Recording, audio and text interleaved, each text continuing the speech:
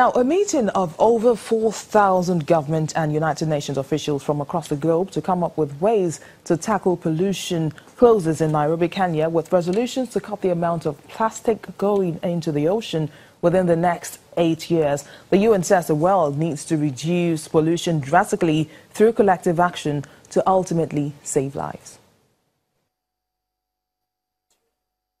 Signed a resolution to eliminate plastic marine pollution at a United Nations summit in the Kenyan capital, Nairobi, on Wednesday. A move some delegates hope would pave the way to a legally binding treaty. It's still unclear how the resolution might eventually be enforced, but countries like Norway hope it will provide a blueprint for future negotiations in the same way that early climate change resolutions led to binding commitments. According to the United Nations, if current pollution rates continue, then by 2050, there will be more plastic in the sea than fish. On the sidelines of the summit, UNEP's Chief of Advocacy, Sam Barrett, said part of the resolution will see countries beginning to monitor the amount of plastic they put into the ocean. The resolution will see regions and countries starting to monitor and audit the amount of plastic that they're putting into the ocean. And we're also going to see probably another commitment that will reaffirm the fact by 2025 they will cut the amount of plastic going into the ocean. 8 million tons of plastic waste are dumped into the ocean every year, killing marine life and entering the human food chain when fish digest tiny pieces of plastic. Norway, which derives 70% of its gross domestic product from the ocean, initiated the resolution by citing the effects of plastic waste on its own seas.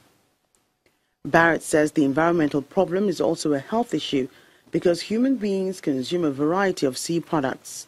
Whether it's shellfish, whether it's salt, whether it's water, we're seeing plastic everywhere now. And so people are being affected deeply by this issue, which is why it's no longer just an environmental issue, it's becoming a health issue.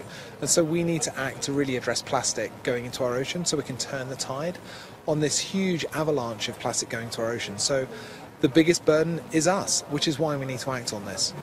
But conservationists warn that a resolution, no matter how bold, will not be enough, and that governments need to ban and redesign some packaging.